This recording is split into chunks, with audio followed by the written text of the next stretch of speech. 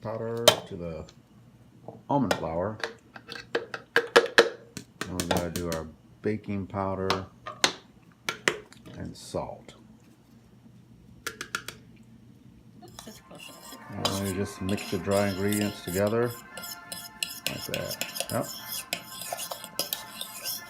That's good. Okay. So we're mixing the dry ingredients with the eggs and vinegar, egg whites and vinegar. That's the next step. All right, good. Now we're going to get the hot water and add that to it. Okay. Just pour it in there? Yep, just pour it in there. Oops. Just be careful.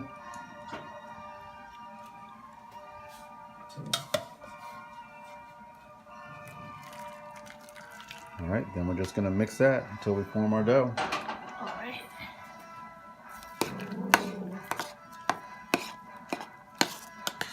Kind of looks like oatmeal. Yep, and it'll start to glob up and really form like a Play-Doh-like dough. Okay. Oh, like as it cools off? Yep. So you use hot water just so it mixes and then it'll start to cool. Oh, okay. You can also let it sit for a few minutes so it can cool, so you can handle making it to your rolls. So you let it sit for maybe 5, maybe 10 minutes. Okay.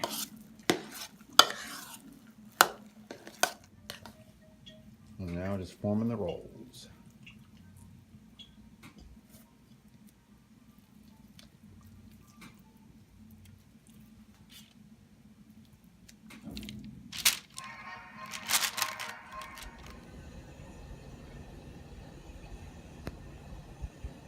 How thin?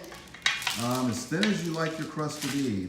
I usually try to get it pretty thin. I like thin crust. Okay.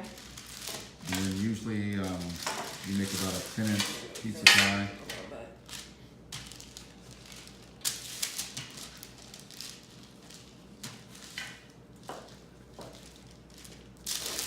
Tomatoes and then seasoning, and that's it.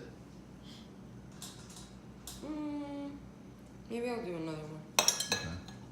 So I'll So do what like a half serving a cup. size is that? Half a cup? Yeah, this is a fourth of a cup, but the serving size a half. So Okay, so you're good. I'll do one serving and see what happens. Because one serving is only going to be about 4 carbohydrates. That's not bad. Nope, that's pretty good for a pizza sauce. Well, it doesn't have sugar in it. Nope, it's just all your carbs come from the tomatoes.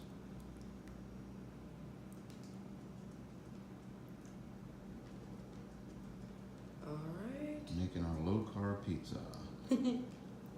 The entire crust is 32 carbohydrates, the whole pizza, if you eat a whole one. And that's usually about 1 slice of pizza from wherever you get it from. Sun-dried pizza with chicken breasts. Yum yum, that looks good.